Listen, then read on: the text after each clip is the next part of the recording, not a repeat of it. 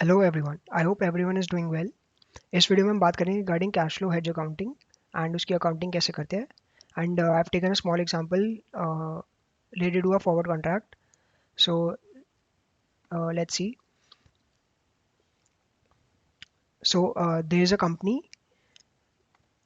which has a foreign currency payable of $1 lakh which arose on 1st March 2021 on purchases. तो company ने कुछ purchase करा जिसके regarding उनका एक FC पेबल खड़ा हो गया है in the books, and the due date for the same is after 2 months, so 1st May 2021, and year end date is 31st March 2021. तो हमें इसकी अकाउंटिंग करनी है। ऑल्सो कंपनी को लगा कि the rate will increase and all, because इनको foreign currency में पेमेंट करनी है, तो एक्सचेंज रेट रिस्क की वजह से इन्होंने एक फॉरवर्ड कॉन्ट्रैक्ट ले लिया $73 पे। सो once again I'll rewrite this at the rate 73.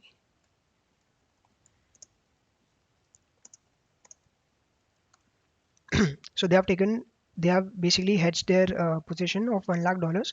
So they went to a bank and उन्होंने कहा कि हम 73 के रेट पे they have booked the they have booked the forward contract. So their final payment will be at the rate 73 only, and the current spot rate is 70. This is a hypothetical example. 70 rupees per dollar.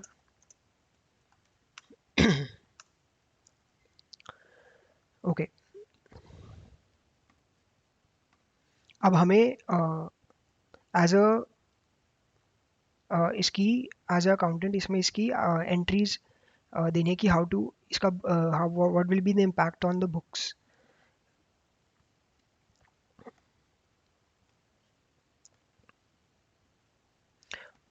Okay, so now before applying cash flow hedge accounting, there are certain conditions to be satisfied. So as per the guidance given in Ind AS 109, first of all there should be a cash flow risk.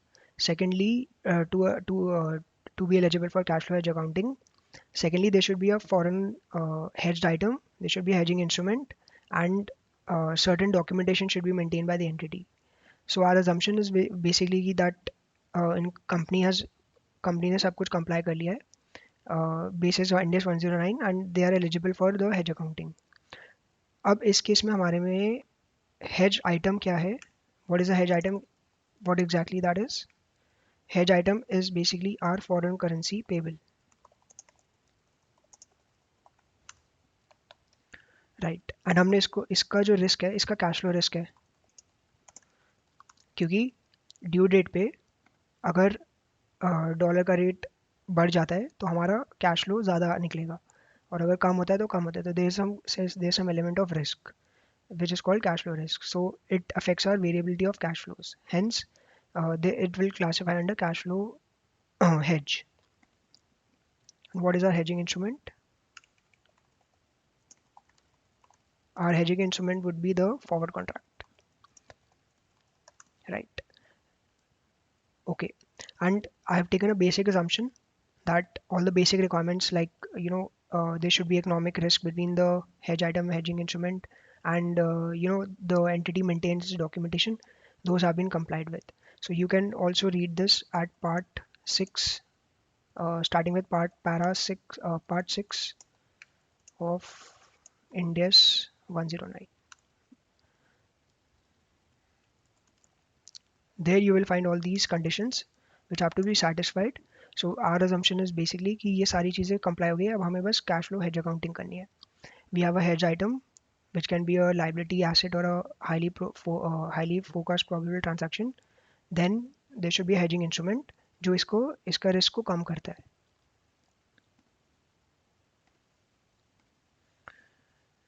Right. So now we have discussed the theoretical part. इसको हटा देते हैं अब एक बार.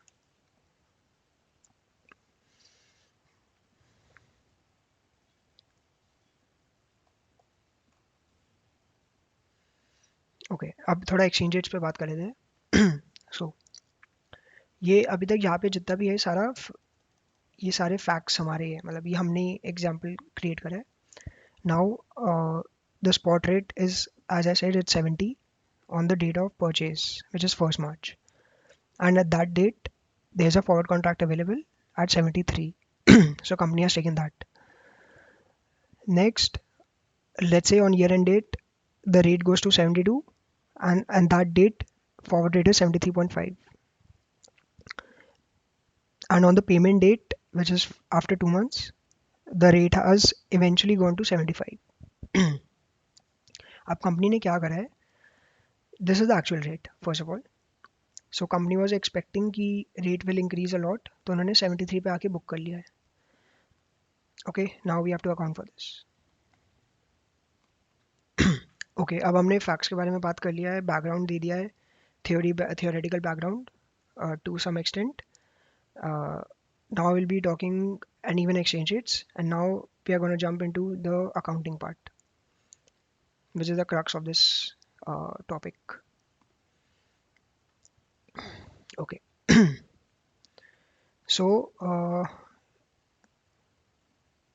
ठीक है, हम fresh accounting करेंगे पूरी. So now, first of all, whenever foreign currency is involved, I know the standard which should be there is Ind AS 21, effect of foreign exchange. But because we are following hedge accounting, therefore Ind AS 109 will also come into picture. And यही standard का crux है. तो that will get into it कि ये standard कहाँ पे differ करता है. Okay, so first entry, let's get into it. So the facts are clear. Foreign currency purchase हुआ है बाहर से. फॉरेन करेंसी पेबल $1 लाख का आया है. ईयर एंड डेट हमारा 31 मार्च है, तो हमें अकाउंटिंग 1 मार्च से 31 मार्च तक करनी है. दैन 31 मार्च से payment date which is first में कंपनी ने फॉरवर्ड कॉन्ट्रैक्ट लिया 73 का. बेसिकली दे आर एक्सपेक्टिंग कि ₹3 का तो हम लॉस ले लेंगे, उसके आगे जितना भी रेट हुआ दैट इज़ देयर बेनिफिट. तो spot rate is let's say 70 and forward rate is 73. तो कंपनी का मैक्सिमम लॉस तो 73 ही है, मतलब ₹3. सो बेसिकली दिस इज, तो कंपनी ने बोला कि हम 3 लाख का लॉस, तो हम 3 लाख इज़ आर लॉस, मतलब 3 लाख तो हमने शुरू में ही फिक्स कर लिया. इससे अगर ज़्यादा तो हो ही नहीं सकता. हो सकता है कंपनी के लिए थोड़ा लॉस हो जाए, लेकिन 3 lakh is there maximum situation that they have to forgo. ठीक है, तो ये हो गया हमारा डिस्कशन. नाउ अकाउंटिंग करते हैं इसकी.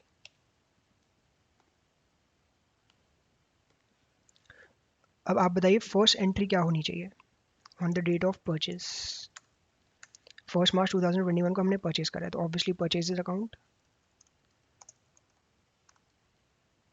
ठीक है, and to foreign trade payables, foreign currency. So this कितना आएगा हमारा, this will be 1 lakh into 70 क्यों, बिकॉज उस दिन का स्पॉट रेट यही है. हम अपनी परचेजेस बुक करेंगे at the date of purchase. So rate क्या है हमारा 70.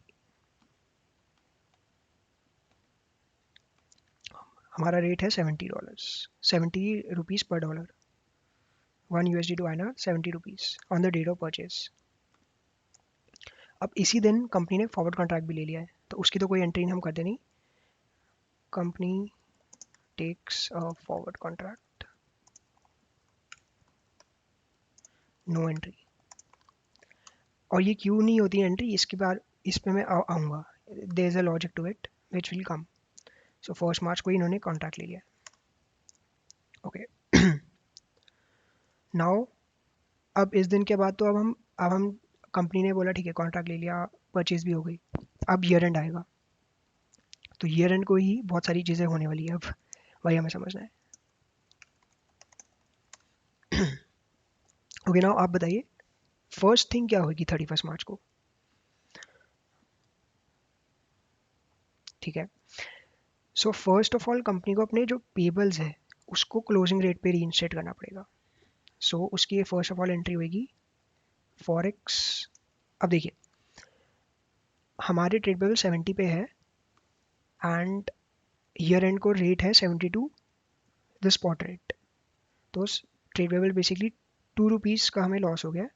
तो currency, so basically forex loss which is the PL item to trade pebbles.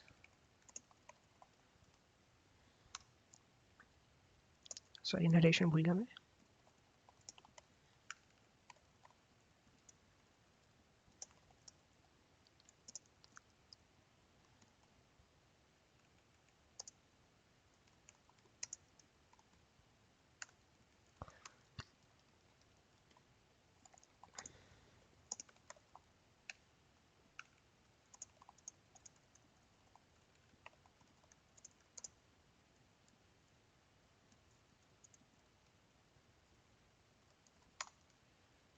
Okay 2.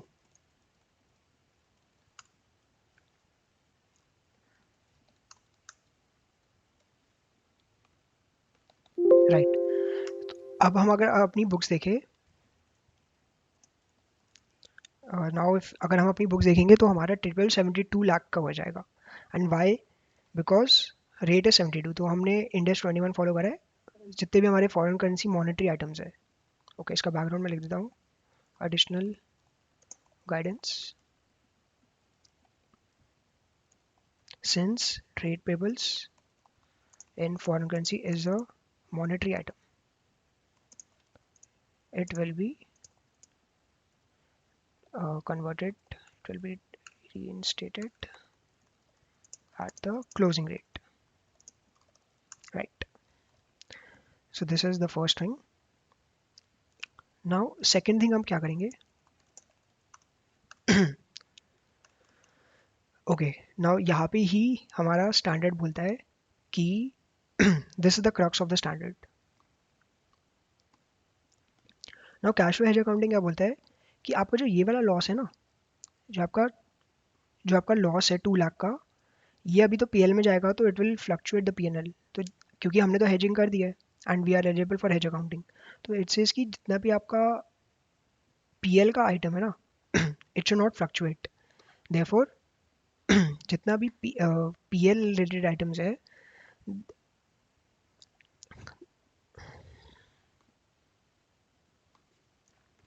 वो सारी रूट होगी through a reserve called cash flow hedge reserve, which is basically as per the standard requirement कि हम जितने भी changes in जितने भी changes होते हैं जो अदरवाइज पीएल को हिट करते, that will go through OCI. Basically it's a cash flow hedge reserve बोलते हैं इसको, and that is the crux of this hedge accounting.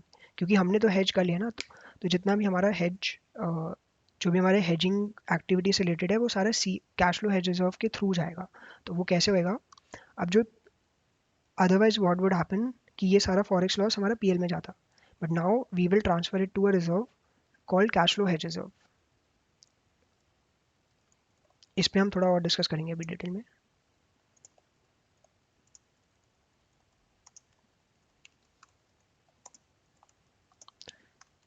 इस एंट्री से इफेक्टिवली क्या हुआ है कि हमारा पीएल में अभी कोई आइटम नहीं आया. जो 2 लाख का लॉस हुआ है हमारे, क्योंकि ये 2 लाख का लॉस हमारा वो हो जाएगा, कवर हो जाएगा, बिकॉज हमने इसका फॉरवर्ड कॉन्ट्रैक्ट लिया है. दैट्स वाई दे से कि इस पीएल आइटम का जो जितना भी इम्पैक्ट होगा वो ओसीआई के थ्रू होएगा.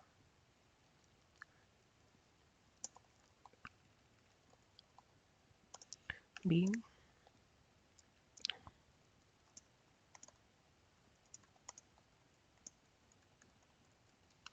और ये आपको सोकी में दिखेगा, statement of changes in equity में आपको ये एक एज अ लाइन आइटम दिखेगा, कैश फ्लो हेज रिजर्व.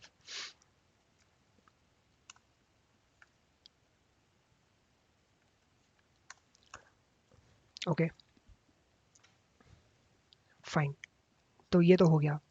अब हमें 31 मार्च को ये ही नहीं, अभी और 2-3 चीज़ें होगी.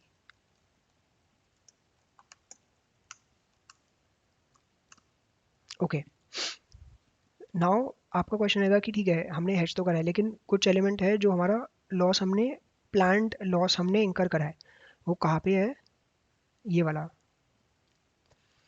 हमने परचेजेस कर दिए 70 रुपीज़ पे और हमने फॉरवर्ड कॉन्ट्रैक्ट लिया 73 पे. तो जो 3 रुपीज़ पर डॉलर का जो हमारा लॉस है, that is our agreed loss. तो this is called swap points. These are called swap points. तो हमारा स्पॉट रेट क्या था? 70.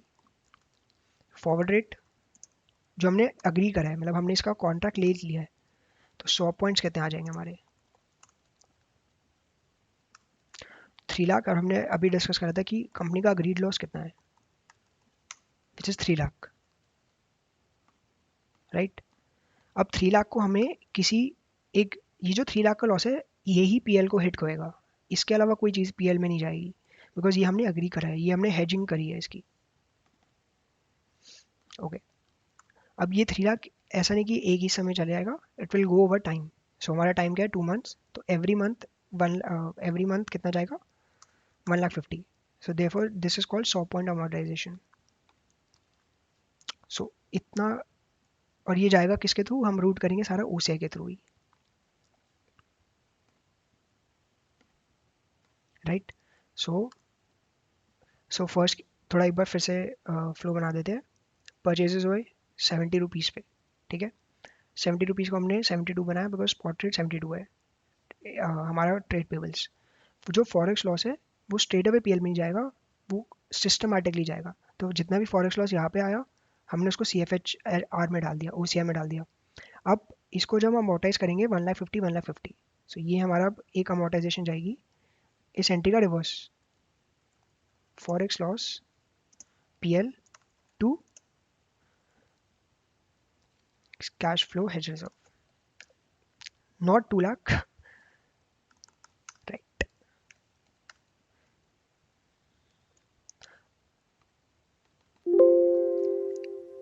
इन दी एंड आप कुछ भी करो ना, पीएल में जो अमाउंट जाएगा, आपके जो पीएल में मूवमेंट देखिए वो बस हमारे हेजिंग जो हमने बोला है कि हम इतना लॉस लेंगे वही जाएगा।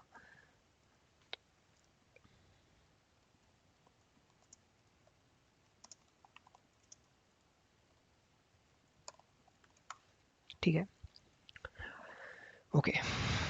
ये एवरी मंथ जाएगा, तो 1 मार्च से 31 मार्च का एक 100 पॉइंट्स हो गया अमोटाइज। अब नेक्स्ट ईयर एक और होएगा तो वो अभी आएंगे उस पर। अब दिस इज नॉट इट, ये जितना भी हमने डिस्कस करा ये था हमारा हेज्ड आइटम के बारे में। हमारे पास एक हेजिंग इंस्ट्रूमेंट भी है तो हमें उसकी भी फिर वैल्यूएशन करनी पड़ेगी।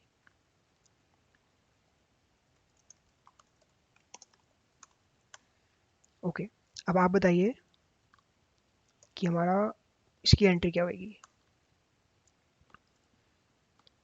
ओके, ठीक है, आप सही कह रहे हैं एकदम, फाइन।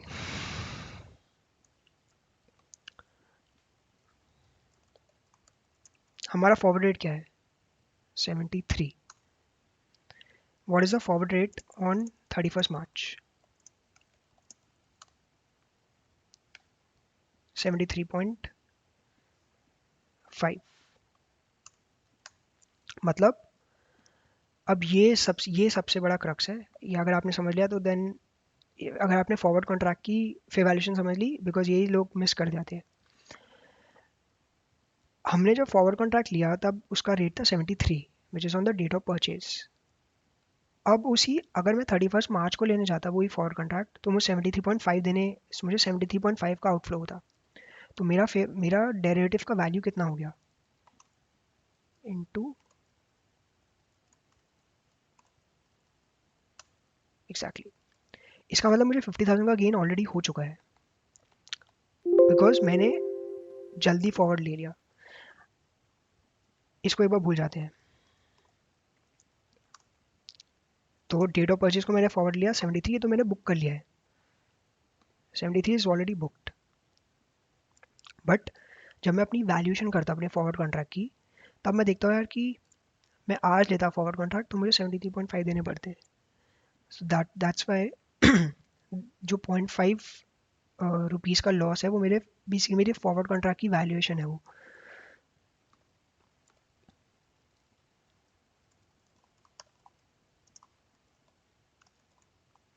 ओके ना, अब ये जो जब एसेट में रिकग्नाइज करता है तो ऑब्वियसली पीएल के थ्रू करता है, अगर नॉर्मल अकाउंटिंग करते हैं आपने पढ़ा होगा इंडेस 32 एंड 109 में। लेकिन ये you have guessed it right, ये भी हमारा कैश फ्लो हेज रिजर्व के थ्रू जाएगा।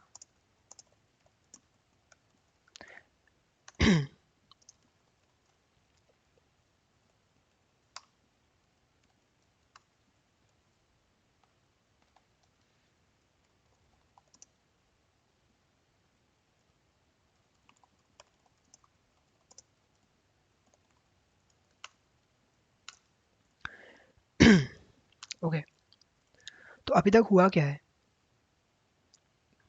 हुआ क्या है अगर हम अपना पीएल अकाउंट देखें, पीएल पीएल में कितना अमाउंट आया है, 1,50,000, ठीक है। कैश फ्लो हेज रिजर्व में कितना अमाउंट गया है, 2 लाख पहले आया, 2 लाख आया यहाँ पे,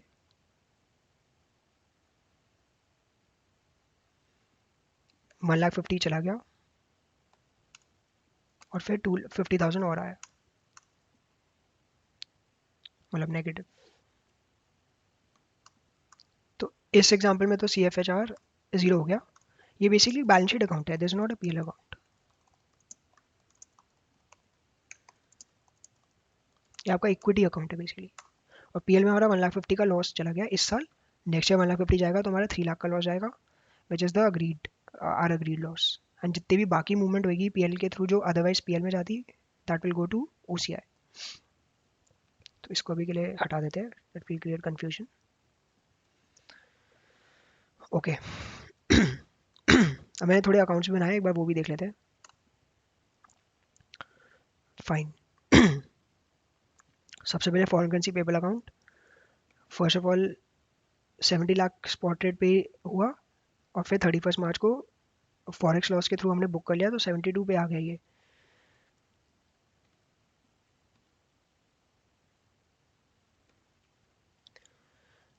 okay so next is our PL account which is the forex loss. सबसे पहले फॉरेक्स लॉस हुआ 2 लाख का थ्रू फॉरेन करेंसी पेबल, जब उसको हमने रीइंस्टेट करा, फिर हमने उसको इमीडिएटली सारा ट्रांसफर कर दिया सीएफएचआर में, कैश टू एचएसओ में। और वो 1,50,000 हमने रिकग्नाइज करा बिकॉज वो हमारा एग्रीड है divide by 2 months, right. Okay and so this is अभी तक के लिए ये अकाउंट्स हमारे जो हिट हुए।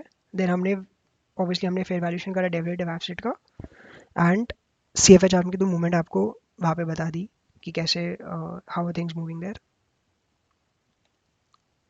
ओके सो ये हमारा ईयर एंड आ गया, ये कंप्लीट हो गया।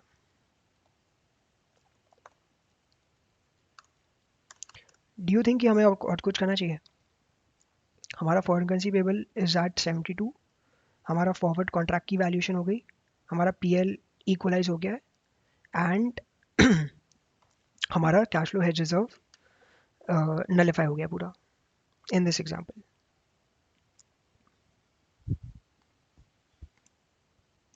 Okay now coming to the 2021-22। अब अब हम आ जाएंगे सीधा पेमेंट डेट पे।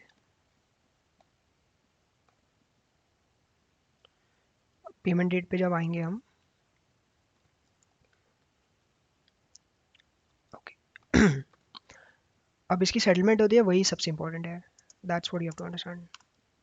सबसे पहले आप मे में आके देखो कि रेट एग्जैक्टली अब हमें किस रेट पे पे करना है एक्चुअली, 75 राइट। तो सबसे पहले आपको पेमेंट करनी है, तो सबसे पहले आप अपने फॉरेन करेंसी पेबल को हम रीइंस्टेट करेंगे at the spot rate when we are doing the payment, ठीक है। अभी हमारा स्पॉट रेट कितने, अभी हमारा फॉरेन करेंसी पेबल कितने, कौन से अमाउंट पे है, it's are 72 right. So we will pass another entry to foreign currency payable being FC payable reinstated, ठीक है। so that will be basically 72 से 73, तो 3 रुपीज पर डॉलर का loss is equal to 3 into 1 lakh, right, so that will 3 lakhs, right। अब हम इसकी payment भी कर देंगे। ओके नाउ ये जो फॉरेक्स लॉस हुआ है, again we have to transfer this to cash flow hedge reserve, this is how things gonna work, I mean sorry, this will be reverse, CFHR to forex loss which will be equal to 3 lakh। तो हमारा PL में कोई impact नहीं आया। Now अब हम इसकी payment कर देंगे, being forex loss transfer to PL.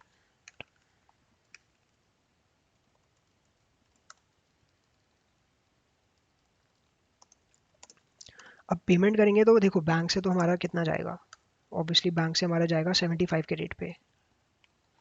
आपको अगर ये समझ आ गया ना कि रेट्स कैसे बुक करते हैं, then it is a cakewalk. Now bank से तो हमारा 75 गया, और हमारा फॉरेन करेंसी पेबल कितना गया, ये तो क्योंकि हमने रीइंस्टेट कर दिया है तो ये तो 70, this will be 75 lakh only, क्योंकि हमारा फॉरेन करेंसी पेबल कितने अमाउंट पे, अब 70 लाख पे हमने इनिशियल रिकग्नाइज करा, initial recognition, then subsequent measurement will be at 72 because हमने ये वाली एंट्री पास करी नाउ, एंड देन हमने एक और एंट्री पास करी 73, तो 70 प्लस 72 प्लस 3, तो ये हमारा, हम इसको बेसिकली ट्रू अप करते रहते हैं 75 राइट। आप इसकी एक कंबाइंड एंट्री भी पास कर सकते थे, which would have been like FC payable 72 forex loss PL 3 to bank 75। ये एंट्री को हमने बेसिकली 2 मिनट ब्रेक कर दिया, एक ये और एक ये, सॉरी एक ये। तो आप इसकी कंबाइंड एंट्री भी कर सकते हो, but I think just to explain, I've merged the entries or bifurcate the entries.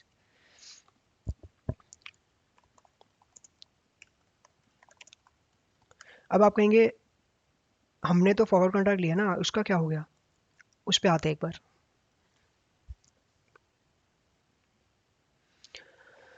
उस पे आते हैं, वही सबसे इम्पोर्टेंट है।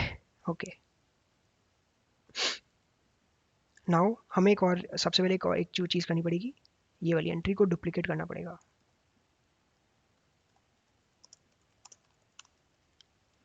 ये क्या है हमारा, ये देखो,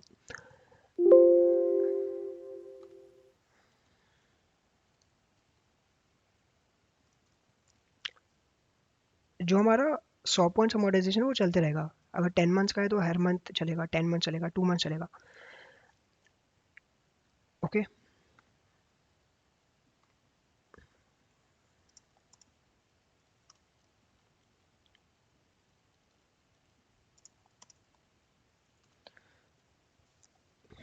राइट। तो अभी तक हमारा PL इम्पैक्ट कितना है, इस साल का PL इम्पैक्ट कितना है जो हमारा, इट्स अगेन दिस ओनली। क्योंकि आप देखिए जितना भी हमारा फॉरेक्स लॉस वगैरह हो रहा है, सारा हमारा CFHR में चला गया। ओके, अब हमें अपने डेरिवेटिव एसेट को भी हमें ट्रू अप करना पड़ेगा। So how? ओके, अब हमने कैसे करा था डेरिवेटिव एसेट के लिए, कैसे करते हैं, we compare the forward rate booked and forward rate as on that date, right? Okay, so derivative asset के लिए कैसे, हाउ विल बी प्रोसीड? अभी हमारा डेरिवेटिव एसेट किस रेट पे बुक्ड है हमारा? ओके, नाउ सी, हमारा 73 का रेट है और अभी रेट हो गया 75, तो हमें कितना का बेनिफिट हो गया? 75 माइनस 73। लेकिन हमने ऑलरेडी रिकग्नाइज कर, तो टोटल बेनिफिट कितना होएगा? सो इन अ सेंस, जो हमारा स्टॉक मार्केट का गेन है, मतलब जो हमारा फॉरवर्ड कॉन्ट्रैक्ट की वजह से गेन है, दैट इज 2 लाख, लेकिन हमने ऑलरेडी कितना रिकग्नाइज कर दिया था? 50,000। इसलिए हमें 1,50,000 और रिकग्नाइज करना पड़ेगा। इसको मैं अभी फिर से समझाऊंगा एक और बार, इन एलैबोरेटिव वे। सो एक बार सबसे पहले ये कर लेते हैं, एक बार derivative asset to cash flow hedge reserve, not PL। PL में तो होता है अगर आप नॉर्मल अकाउंटिंग फॉलो करते हैं,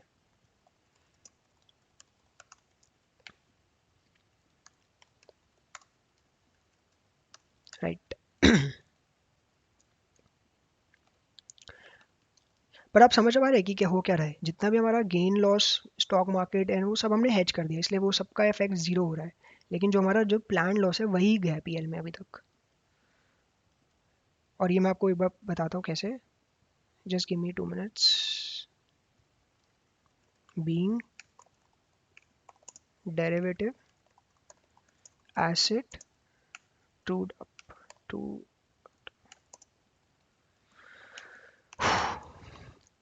क्योंकि अब तो मेरी डेरिवेटिव की वैल्यू मटेरियलाइज होगी ना, क्योंकि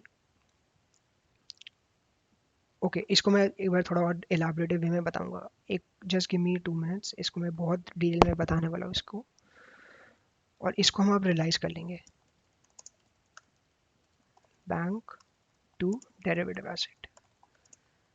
हाँ, बोलेंगे कि ये कौन देगा पैसे इसके, मैं बताता हूँ कौन देगा इसके, एक बार बताता हूँ बस।